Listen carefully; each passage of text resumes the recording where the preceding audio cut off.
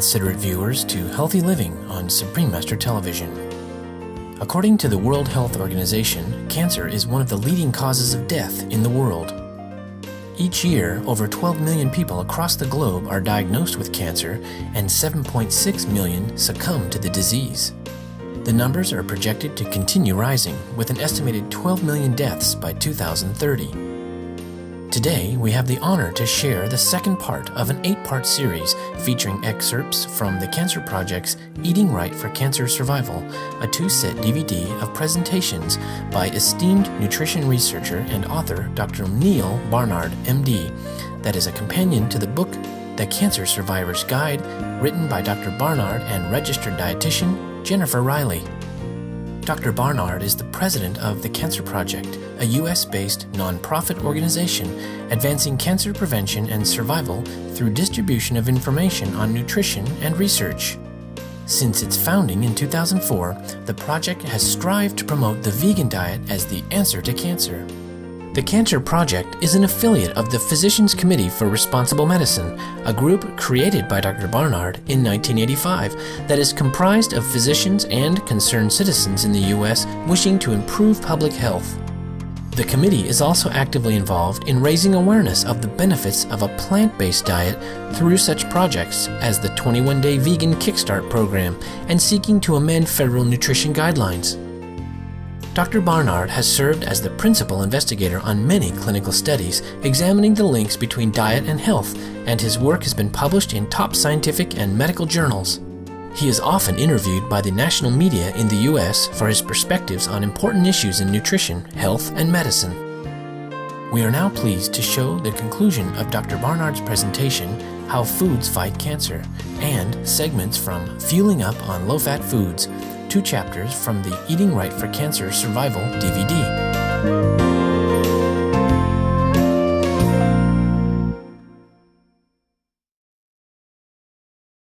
Now, that's not all there is to it. When researchers have looked at colon cancer, cancer of the second half of the digestive tract, one of the big factors that seems to play a role is meat consumption, and especially when meat is grilled, when it's cooked at very high temperatures. Why would that be? There's something in the grilled meat called HCAs. You probably have never heard of this. It stands for heterocyclic amines, and this will not be on the test. But HCAs, heterocyclic amines, are cancer-causing chemicals. Dozens and dozens of studies have shown that the more of these that are in the foods you eat, the higher your risk of cancer down the road. Well, where do they come from? You can go into just about any restaurant, and if you order the grilled chicken sandwich, grilled chicken salad, whatever it is, get that grilled chicken with the nice little grilling lines on it, send it to a laboratory. They'll tell you there are HCAs in there, heterocyclic amines. These are carcinogens. And they come from heating up meat at a high temperature. Within the meat is something called creatine. There are other amino acids. There are sugars. There are natural fats in it. When the meat is heated to a high temperature and it's kept there for long enough to cook, that's when the carcinogens form. And regrettably, people are trying to be healthy. They don't want to eat the fried chicken, so we're eating all the grilled chicken, and the carcinogens are there. Americans now eat, believe it or not, about 1 million chickens per hour. And we are getting quite a load of these carcinogens. If I take a hamburger and I grill it, what happens?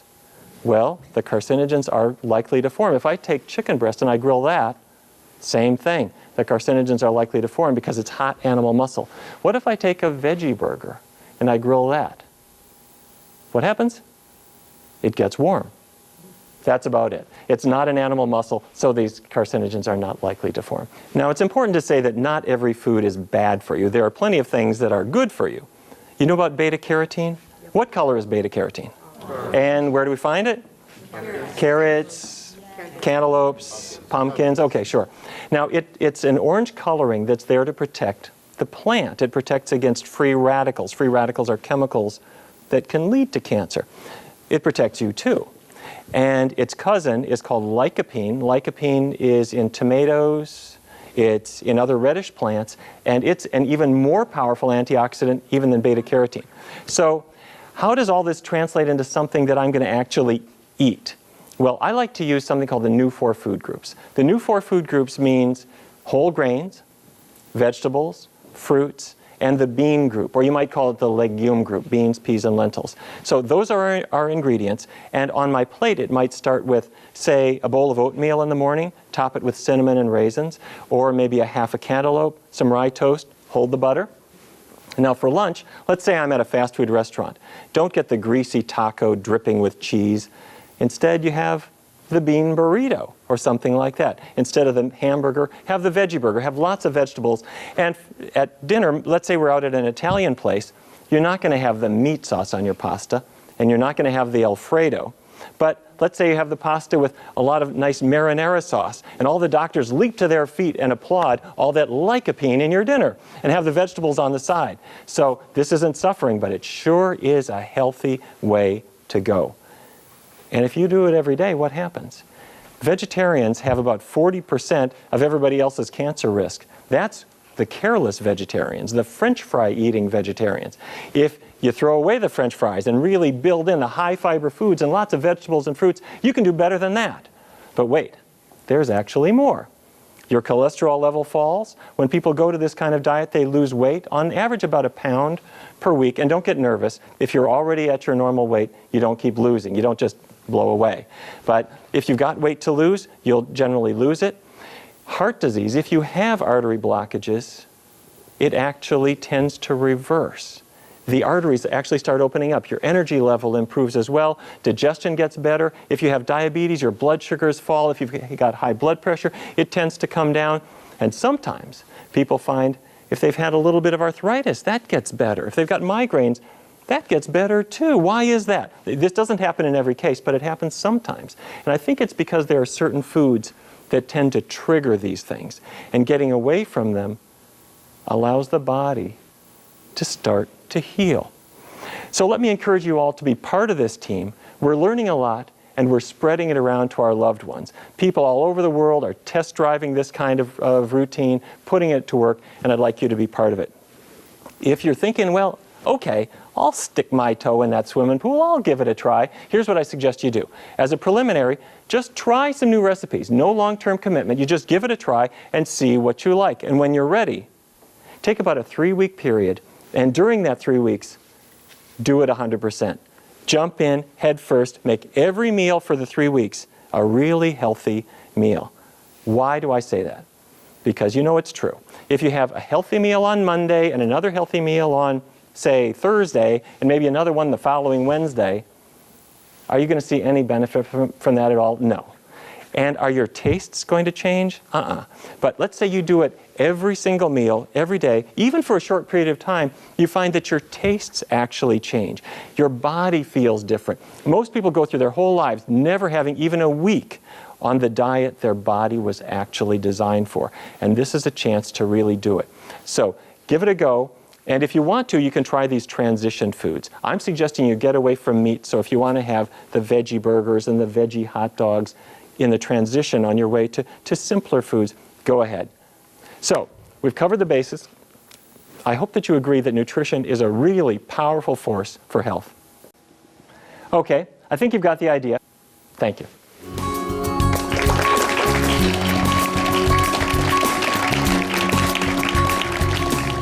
We now present excerpts from the chapter Fueling Up on Low-Fat Foods from the Eating Right for Cancer Survival DVD.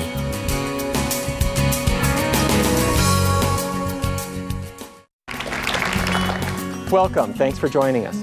When researchers have looked to find the best means of preventing cancer, one of the things they've really focused in on is how people eat in different places around the world and how cancer rates differ, sometimes dramatically from one place to another.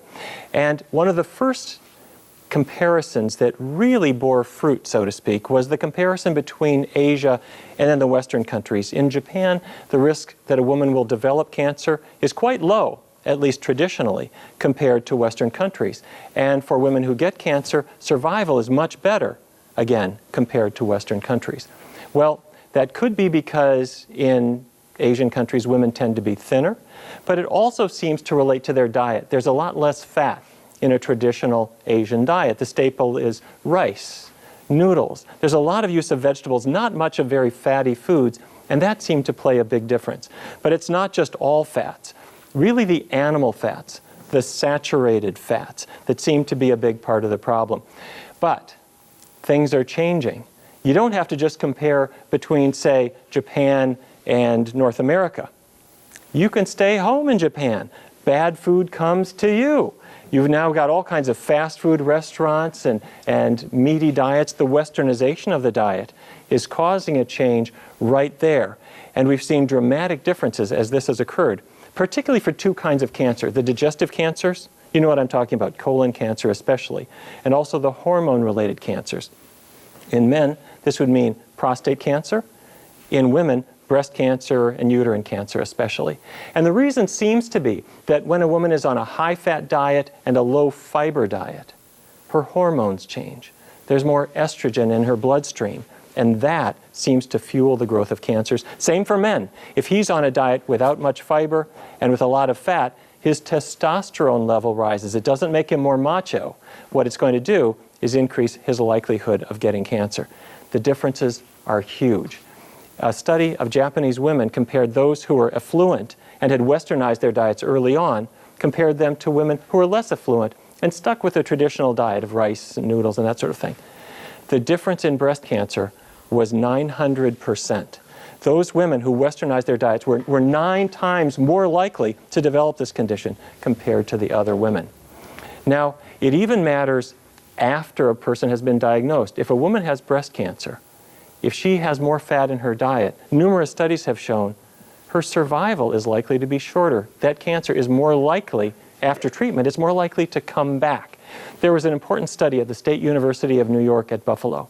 What they did, it wasn't a treatment study. They were just following the women who were getting treatment separately. It was about 900 women, and they tracked their fat intake and then how they did over the next 12 years. What they found was dramatic.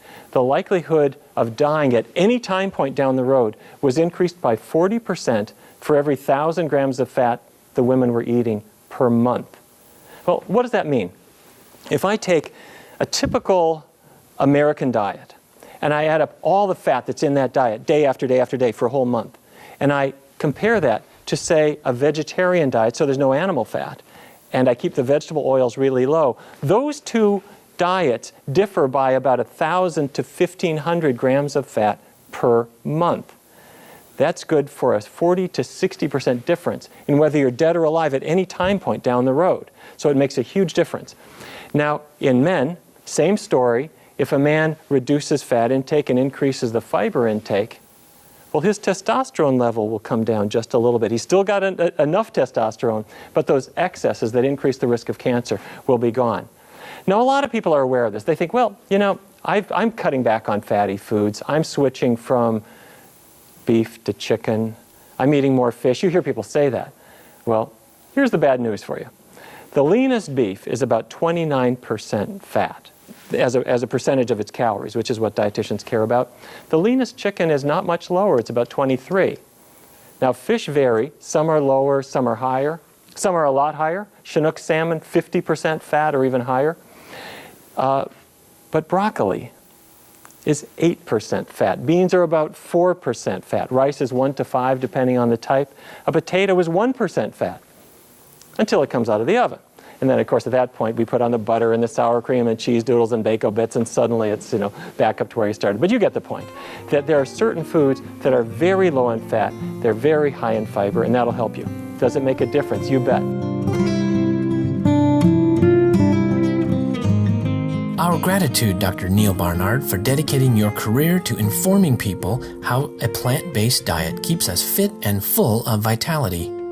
May you continue your important contributions to the advancement of public health for many years to come. For more details on the Cancer Project, please visit www.cancerproject.org. The 2-set DVD, Eating Right for Cancer Survival, and The Cancer Survivor's Guide, a free-to-download ebook, are available at the same website.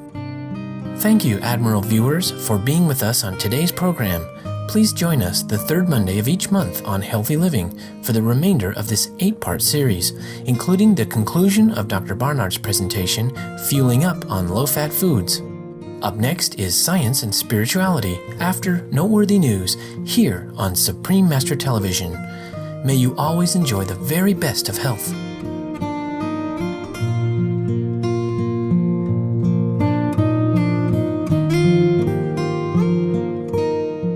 For more details, please see www.suprememastertv.com/HL.